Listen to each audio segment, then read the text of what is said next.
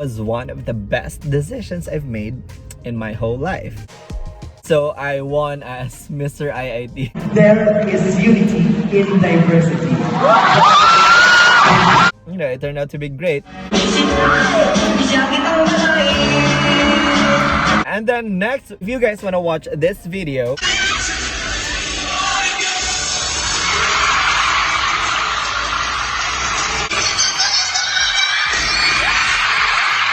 after 6 years, I graduated with 6 awards. Dela Cruz.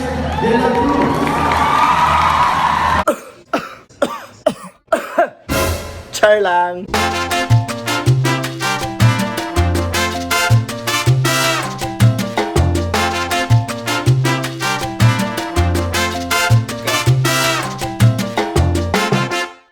And welcome back to my channel, or if you are new here, welcome. And by the way, I am Dela Cruz, a proud Bisaya vlogger, and for today actually nigawas na pod me, and ang kauban is ako ang brother, lahi man sila balay, so we both have our quarantine passes.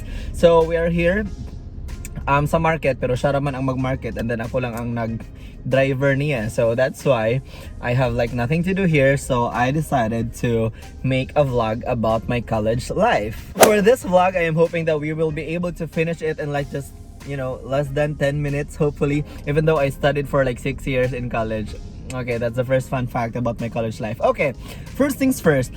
When I took the SASA exam, which is the entrance examination for MSU-IIT, by the way, MSU-IIT stands for Mindanao State University Iligan Institute of Technology. So we are a state university and we are also considered as scholars. We don't pay for our tuition, and that is why our school really has like really high standards when it comes to your grades. When I took the exam, I was able to have a 3-digit score. Ang bugiro ko, no? Sometimes lang. Yeah, ambot sa lagmo naman to. I don't know anong naka-score ko 3-digit. And then I was able to get my first choice, and then my first choice really was BSBA Entrepreneurial Marketing. However, when I went to the school to like enroll myself, so actually nagpa-enroll ko during the last day of enrollment, and then to my surprise, what happened was na forfeit, my slot got forfeited and that it was given to like somebody else. So like I had no choice. So what I did was, ano ko nga, sir, what can I do? So like what he said was I have to enroll in a certain course lang sa temporarily, and then pagka second semester I can just shift to marketing. And then I said okay, fine, that will be good. I temporarily enrolled in civil engineering, so I enrolled there, and then dito na dayon tumoto siya civil engineering ko, and then like ako mga first nga barkada kay mo ni sila muna sila akong first barkada, and then actually marag 5 sila kabuok Maranao sa among barkada, and then marag duha lang mi nga Christians. And then wala lang, it's just so fun kay ilang ginatudloan og kanang mga Maranao na words, and then ilang gipantudlo sa ako mora ba gining kaning kasigara ano to mga amigo nga magpatudlo tag mga language nga lang kay they're going to teach us kanang mga sayop nga mga kuan kanang mga bastos ang uban may ana kay you know kay kabuang ra lagi mo na siya ang picture. And then always may nag-study sa isa sa balay sa ako ang mga batchmates that time. So mo to sila ako mga BFF. Up until now, we're still really good friends. We call our group as T2 friends because take 2 man gyud mig math 17 sa una. T2 friends among tawag unya ako ra man ginabilin kay take 3 man gigug math 17. Promise guys, like bulok jud kay kog math. I also had the opportunity to do this. Kana na picture, I actually represented our department sa Ginoong Inhinyero. So like I think that was like the second pageant I joined in my whole life. Angels and Demons ang theme ana nako. Fast forward, mga pila ka semesters I tried shifting to marketing, but they are really very strict. That's why I had a really hard time in shifting to my first choice na course. To cut it short, I was able to study civil engineering for like 3 years. That's like my first 3 years in college. And then pagka-shift na din ako for the 4th time around in marketing, kaloy sa Ginoo, I was accepted by the department. And you know what? I just feel so blessed during that time because if I was not able to shift that time, maabtan ako K to 12. So I had like really no choice but to continue civil engineering, which is a course I did not like talaga in the first place. So yeah, I felt so happy during that time kaya nakaapas pag ito ko sa sa marketing last batch of the BSBA entrepreneurial marketing na program. And then here goes my marketing life. When I shifted, balik ko second year at that time, and then I was like so happy. Kaya karabit ang feeling nga finally na nagyud ka sa course nga ganahan mo, and then I felt like I'm really gonna do good in this program. Like I already have a lot of friends in market, my batchmates nga, new set of batchmates who are like 2 years younger than me. So like ang whole batch namo, batch Santrons ang ngalan sa mo ang kuan. By the way, shout out sa tanan ako mga batchmates dira sa college. Sila tanan kuya, magiging lang ginatawag sa ako guys. So by the way, during my college life also, I was fortunate enough to become a guest actor of the Integrated Performing Arts Guild. It's actually one of the most well-traveled around the world na group, and we are very proud sa IIT nga they are from IIT. Yeah, kana sila muna silang akong mga kauban atong amo ang stage play. I played the role of a Maranao mayor. So again, shout out sa tanong mga taga-IPAG. Thank you very much, guys. And aside from IPAG, I'm also a guest actor of the AB English organization, or the Abeo Playhouse.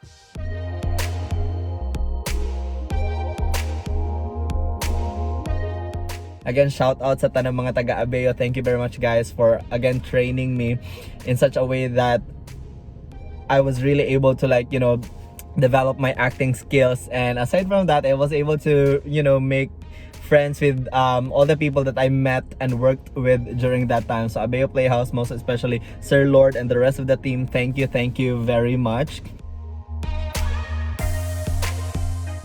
Moving on, muna sila ako mga new batchmates who later became my, family na sa din school. Actually, they are, I think, 2 years younger than me, but mga wala man ni sila mga batasan. So, dili gini sila matawag na kong kuya. Ang among grupo ginatawag na mo og pisot. We don't know where it all started, nganong pisot. Basta kay nara to sa group chat na mo, and then nahimo siyang pisot. Group of boys and girls, mig. Ay, dili. Kung hindi kayo may kanang, na babae, na lalaki, na bayot, na tumboy. Kamo na bahala, kinsa mag-ingon kung kinsa ang mga So again, kanan sila, like, grabe na kalingaw. Like, every time nga mag-uban mo, like, grabe lang yun siya kalingaw ang college life.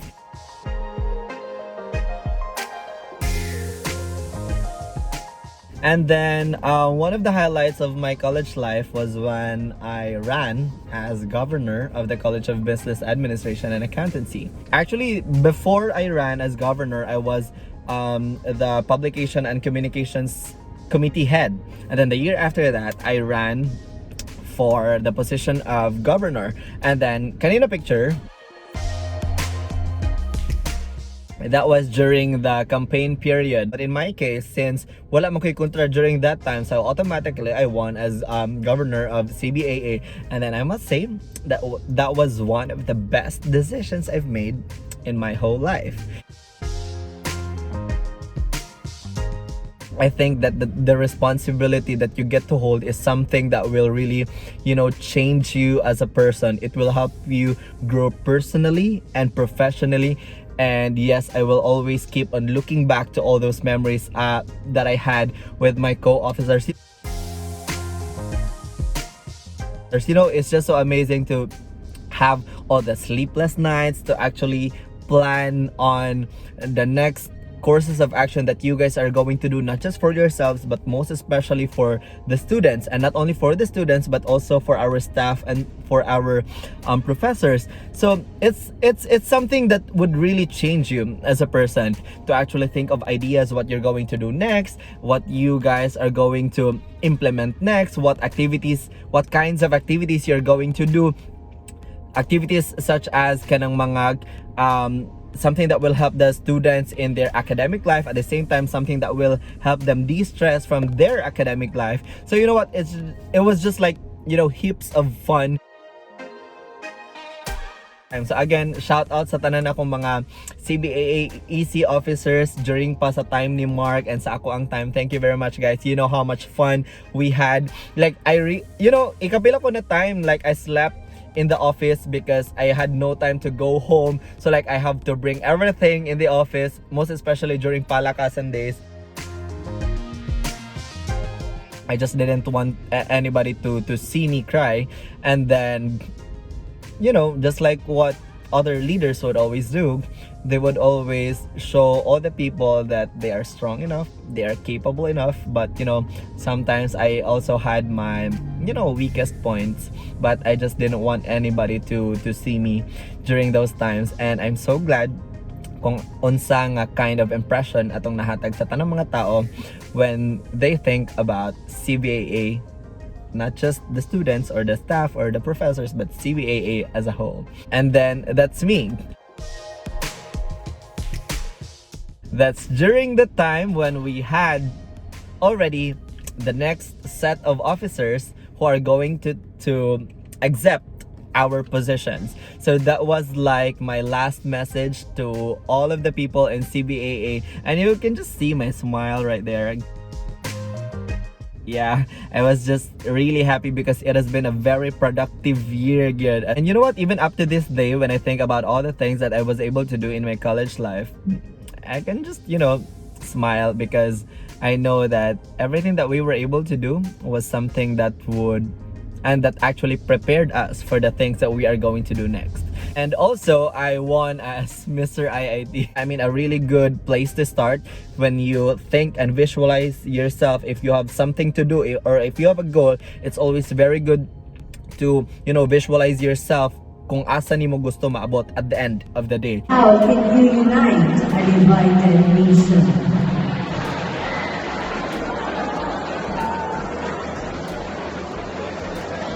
Ladies and gentlemen, stretching from Luzon, Bisaya to Iligan, we are all getting very diverse in the first place.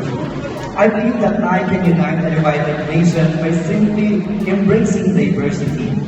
Through embracing diversity, ladies and gentlemen, we should not think about our differences in our beliefs, in our cultures, and even to the things that we keep in our mind.